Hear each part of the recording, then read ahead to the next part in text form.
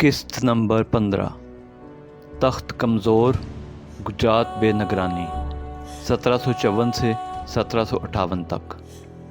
کہا جاتا ہے کہ بعض اوقات تخت خالی نہیں ہوتا مگر بے وزن ہو جاتا ہے، بادشاہ موجود ہوتا ہے مگر اختیار غائب، محل آباد ہوتا ہے مگر سلطنت اجڑی ہوئی۔ یہی کچھ ہوا 1754 میں، جب احمد شاہ بہادر کی آنکھیں اندھیرے میں ڈبو دی گئیں اور دہلی کے محل میں تخت پر بٹھایا گیا عزیز الدین، جسے تاریخ عالمگیر ثانی کے نام سے جانتی ہے، ایک کمزور، بے خبر اور درباری سازشوں میں گھرا شہنشاہ، جس کے دستخط تو تھے مگر فیصلے کسی اور کے تھے۔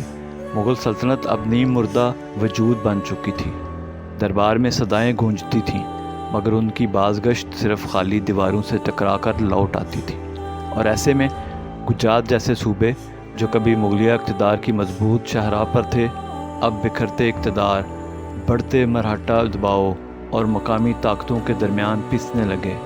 عبوری سیاق و سباق، مرکز کمزور، صوبے خود مختار۔ عالمگیر ثانی کا دور حکومت 1754 سے 1759 تک دہلی کے کاغذی اقتدار کا آخری باب بن کر رہ گیا۔ اصل فیصلے عماد الملک جیسے وزیروں اور اثر رسوخ مرہٹا فوجی سرداروں کے ہاتھ میں تھے۔ گجرات میں مغلیہ تقرریاں ہو رہی تھیں مگر ہر افسر چند مہینے یا ایک سال بعد بدل دیا جاتا یا حالات اسے خود نگل لیتے۔ ان میں کچھ مقامی طاقتور تھے، کچھ درباری سازشی، مگر سب کی مشترک تقدیر تھی ایک لرزتی سلطنت کو تھامنے کی ناکام کوشش۔ گجرات کے منتظمین 1754 سے 1758 تک آخری امیدیں، آخری تجربے۔ چودھری رحمت خان وڑائچ، جون 1754 سے جون 1756 تک۔ گجرات کے قصبہ جلال جٹاں سے تعلق رکھنے والے ایک بااثر پنجابی وڑائچ جٹ سردار، جنہیں دہلی نے گجرات کا نظم سنبھالنے بھیجا، نہ صرف اس لیے کہ وہ مضبوط تھے بلکہ اس لیے کہ دہلی خود کمزور تھی۔ رحمت خان نے فوجی نظم، محصولات کی وصولی اور مقامی قبائل پر اثر قائم رکھنے کی کوشش کی، مگر مرہٹوں کا قدم ہر دن قریب ہوتا جا رہا تھا اور مغل اشرافیہ اندرونی کشمکش میں الجھی رہی۔ 2 سال بعد وہ منظر سے ہٹا دیے گئے، یا شاید وہ خود اس منظر سے ہٹ گئے۔ رستم خان، جون 1756 سے جون 1757 تک، وسط ایشیائی یا ایرانی النسل، ایک سخت گیر تجربہ کار افسر، جسے امید تھی کہ وہ گجرات میں مغل اختیار کو دوبارہ بحال کرے گا، مگر مرہٹا چھاپہ مار گجرات کی فضا میں گھس چکے تھے، محصولات پونے کی طرف بہہ رہے تھے اور دہلی کے فرمان محض رسمی کاغذ بن چکے تھے۔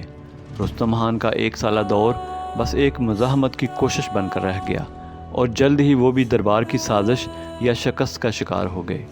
منسا رام، جون 1757 سے اگست 1757 تک، ہندو دیوان یا خزانچی، جسے محض 3 مہینے کے لیے تعینات کیا گیا۔ نہ وقت تھا، نہ وسائل، اور نہ ہی کوئی حمایت۔ مقامی طاقتیں مضبوط، مرکز کمزور، اور مرہٹا ہر دروازے پر۔ منسا رام کا نام بس ایک جملہ بن کر رہ گیا، ایک مختصر امید جو جلد بجھ گئی۔ جنگ کلی خان، اگست 1757 سے اکتوبر 1757 تک۔ نام ہی کافی تھا، جنگ کلی یعنی جنگ کا بندہ، ایک افغان یا ترکمان نسل کا سخت گیر سپاہی جو گجرات کو میدان جنگ سے باہر لانے کے لیے بھیجا گیا، مگر میدان میں کوئی لشکر نہ تھا، نہ مرکز سے کمک، نہ خزانے میں گنجائش، اور نہ عوام میں اعتماد۔ 3 مہینے بعد وہ یا تو ہار گیا یا ہارنے سے پہلے چپ چاپ چلا گیا۔ زعفران خان، نومبر 1757 سے اپریل 1758 تک۔ یہ آخری مضبوط تعیناتی تھی، ایک فارسی یا افغان نژاد معزز افسر جس کا نام ہی خوشبو کا تھا، مگر اس کے دور میں گجرات کی فضا میں صرف خون، سازش اور غیر یقینی کی بو تھی۔ اس نے امن قائم کرنے، تجارت بچانے اور مقامی قبائل سے صلح کی کوشش کی، مگر اس وقت گجرات پر مغل اختیار محض سرکاری مہروں میں باقی تھا۔ زعفران خان کی روانگی کے ساتھ مغل گجرات کا سورج تقریباً غروب ہو چکا تھا۔ زعفران کی خوشبو میں زوال کی بو۔ یہ وہ دن تھے جب مغل سلطنت تخت پر موجود ضرور تھی مگر صرف کاغذی فرمان کے طور پر۔ دہلی میں عالمگیر ثانی ایک ایسا بادشاہ جس کی آنکھوں میں خواب تھے مگر ہاتھ خالی، اور گجرات جہاں ہر نیا افسر ایک نئی امید، ایک نئی تدبیر اور ایک نیا وعدہ لے کر آتا، مگر تھوڑے ہی عرصے میں تاریخ کے دھندلکے میں گم ہو جاتا۔ چودھری احمد خان وڑائچ کی مقامی گرفت، رستم خان کا فوجی جلال، منسا رام کی دیوانی شفافیت، جنگ قلی خان کا عسکری جبر اور زعفران خان کی مدم مصالحت، سب کچھ آزمایا گیا، مگر نتیجہ ایک ہی رہا۔ گجرات کو مرکز سے کوئی سہارا نہ ملا اور مرکز خود سہارا مانگ رہا تھا۔ یہ قسط ان گمنام سایوں کی یاد ہے جو ایک بکھرتی سلطنت کی آخری بنیادوں کو تھامنے کی کوشش کرتے رہے، خاموشی سے، خلوص سے اور کچھ پل کے لیے اثر کے ساتھ۔ قسط نمبر 16 کا ٹیزر، جب تخت الٹ گیا اور قاتل بادشاہ بنا۔ مگر یہ اختتام نہیں تھا، کیونکہ دہلی کی گلیوں میں ایک نیا خطرہ سر اٹھا رہا تھا۔ وہ جو کبھی امیر الامراء تھا، اب تاج کی طرف بڑھ رہا تھا، عماد الملک، وہ شخص جس نے بادشاہوں کو بنایا بھی اور مروایا بھی، اور اب اس کی آنکھیں خود تخت دہلی پر تھیں۔